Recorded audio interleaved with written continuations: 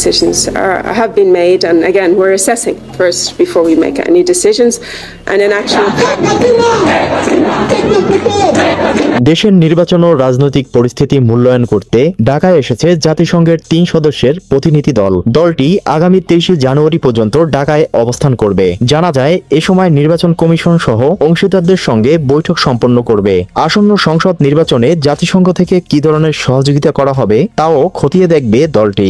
The government of Bangladesh with the Election Commission will make the decisions about what they want, how they want to hold their elections, and any policy decisions. 10 দিনের এই সফরে প্রথম দিনেই নির্বাচন commission ও কমিশনারদের সঙ্গে বৈঠক সম্পন্ন করে জাতিসংঘের প্রতিনিধি দল। জানা যায় জাতিসংঘের এই মূল্যায়ন দলটি আওয়ামী লীগের সাথে বৈঠক করার মত পোষণ করেছে, তবে এ নিয়ে কোনো ধরনের মন্তব্য করেনি অন্তর্বর্তী সরকার। দেশের রাজনৈতিক বিশ্লেষকরা ধারণা করছে জাতিসংঘের সাথে সাবেক প্রধানমন্ত্রী শেখ হাসিনার সুসম্পর্ক রয়েছে। শীঘ্রই ট্রাম্পের সহযোগিতায় দেশে ফিরবে সাবেক প্রধানমন্ত্রী শেখ হাসিনা। কি বুঝলেন? বলছিলাম না যে ডক্টর ইউনূসের জন্য বাম্বু আসতেছে। কি আসছে কিনা? আসছে। এখানে আসার কথা ছিল কার? ব্রাইডেনের, মানে ডক্টর ইউনূসের বন্ধু বান্ধবদের আসার কথা ছিল, কিন্তু আসছে কে? ট্রাম্পের নির্ধারিত মানুষ। মানে এতে আপনার ডক্টর ইউনূসের সাথে কোনো সম্পর্ক নাই। উল্টা দিকে আপনার ট্রাম্প তো মনে করেন দেখতেই পারে না ডক্টর ইউনূসকে। কি বলছিলাম না যে নির্বাচনে আসলে দেখা যাবে যে আওয়ামী লীগকে বাদ দিয়ে কিভাবে নির্বাচন করে, কিংবা যেভাবে পুলিশ গণহত্যা করছে তারা কত মাস থাকবে শুনলেনই তো। হ্যাঁ, দেখতে থাকবেন যে বাংলাদেশে কি হয়। এই অন্তর্বর্তীকালে সরকার কিংবা প্রধান ডক্টর ইউনূস থেকে শুরু করে সমন্বয়ক পর্যন্ত যে বাজার আছে পালানোর পথ পাবে না। বুঝতে পারতেছেন? পালানোর পথ পাবে না। কেবল তো মনে করেন খেলা শুরু মাত্র। কেবল কি খেলা শুরু, আরও হবে সামনে, কি আরও হবে। উল্টো দিকে আপনার ইন্ডিয়া থেকে, মানে ইন্ডিয়ার যে রাষ্ট্রদূত আছে মোদির পক্ষ থেকে আপনার ডোনাল্ড ট্রাম্পের ভূগোলে যায় এবং এই বাংলাদেশের নির্বাচন নিয়ে কিংবা অন্তর্বর্তীকালে সরকারের যে অপকর্ম কিংবা যে পুলিশের উপরে, আওয়ামী লীগের নেতাকর্মীদের উপরে কিংবা সংখ্যালঘুদের উপরে যে পরিমাণ আপনার দখলবাজিতা, মব জাস্টিস বা যে সমস্ত অরাজকতা চালায়, প্রত্যেকটার কি আপনার পাই পাই করে বিচার হবে। বলছিলাম না, সমন্বয়কারীরা যতই বলুক যে বাংলাদেশ আমার, আমেরিকা কিছুই করতে পারবে না। আরে ভাই, দিন শেষে কি জানেন, এটা একটা আমাদের দেশ। এটা কোনো ইউনিয়ন না, এটা কোনো ডিস্ট্রিক্ট না, বা এটা কোনো জেলা পর্যায়ে না। এটা কি একটা দেশ। একটা দেশকে চলতে হলে আশেপাশে কিংবা বহির্বিশ্বে পৃথিবীতে যত কটা দেশ আছে সবার সাথে কি তাল মিলিয়ে সুসম্পর্ক রেখে তারপরেই চলতে হবে।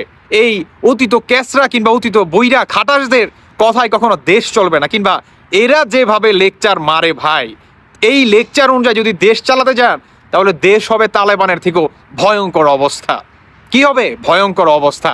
এখন আসুন, সমন্বয়ক কিংবা ডক্টর ইউনূস থেকে শুরু করে উপদেষ্টা মণ্ডলী যে বাজারা আছে, তারা বাংলাদেশে কুঠার নামে, মানে কুঠার নামে তারা কিভাবে এই অন্তর্বর্তীকালে সরকার গঠিত করলো এবং কিভাবে সংবিধান আপনার কি বলে মানে সংশোধন না করে কিংবা আপনার সংস্কার কাজ কতটুকু তারা করছে, কিংবা এর ভিতরে মেট্রো রেল পুড়াইছে, বাংলাদেশের সরকারি বিভিন্ন বড় বড় প্রতিষ্ঠান তারা মনে করেন পুড়াই ফেলছে, কিংবা আরও যে অরাজকতা সৃষ্টি চালাইছে, সব কিছু কি এরা খতিয়ে দেখবে।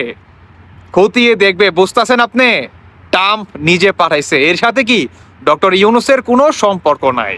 তার মানে বুঝতে পারতেছেন যে সমন্বয়করা আর অন্তর্বর্তীকালে সরকারের বিদায় ঘন্টা কতটা নিকটে।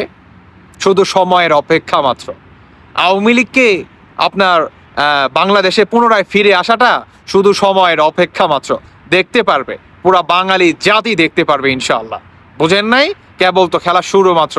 উল্টো দিকে আওয়ামী লীগের কিন্তু নেতাকর্মীরা আপনার ৬২ জনের নামে কিন্তু আন্তর্জাতিক আদালতে কিন্তু মামলাও কিন্তু করে দেয়। বুঝতেছেন আপনি? এরপরে কি আসবে? তদন্ত কমিশন আসবে আমেরিকা থেকে আমাদের বাংলাদেশে ডিরেক্ট আসবে। যখন নাকি আপনার জুলাই মাস থেকে, মানে যবে থেকে আন্দোলন শুরু হয়, যে বা যারা মাস্টার মাইন্ড, এদের প্রত্যেকের নামে আন্তর্জাতিক মামলা হয়েছে।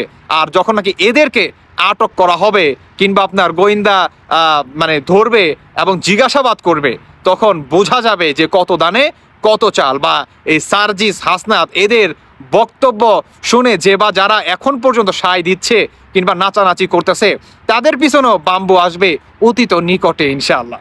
বুঝেন নাই? একটা কথা কি জানেন, যে সত্য কখনো লুকায় থাকে না। সার্জিস একটা কথা বলছে না যে সত্য কখনো লুকায় থাকে না? অবশ্যই সার্জিস আলম, সত্য কখনো লুকায় থাকে না। যারা নাকি দেশ বিরোধী, যারা নাকি পাকিস্তানে হানাদার বাহিনী, এদেরকে কখনোই আমরা বাংলাদেশের মাটিতে প্রশ্রয় দিব না ইনশাল্লাহ, কারণ বাংলাদেশটা এভাবেই স্বাধীন হয় নাই। দর্শক বন্ধুরা, যাই হোক, আমি আসলে আর কিছু বলতে চাচ্ছি না। অনেকেই বলছেন যে তুষার ভাই ঈদ কবে আসবে, ঈদ কবে আসবে। তাদের উদ্দেশ্যে বলতে চাই ভাই, চাঁদ রাত শুরু হয়ে গেছে। বুঝতে পারতেছেন কি? চাঁদ রাত শুরু হয়ে গেছে। কেবল তো মনে করেন মানুষ বম টম কিনতেছে, মরিচবাতি তারাবাতি মনে করেন কিনতেছে, একটু একটু করে কি প্রিপারেশন হচ্ছে।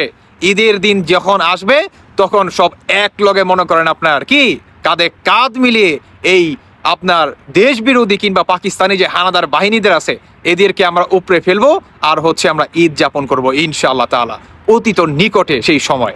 দর্শক বন্ধুরা, বাকিটা আপনাদের ব্যক্তিগত মতামত অবশ্যই জানিয়ে যাবেন।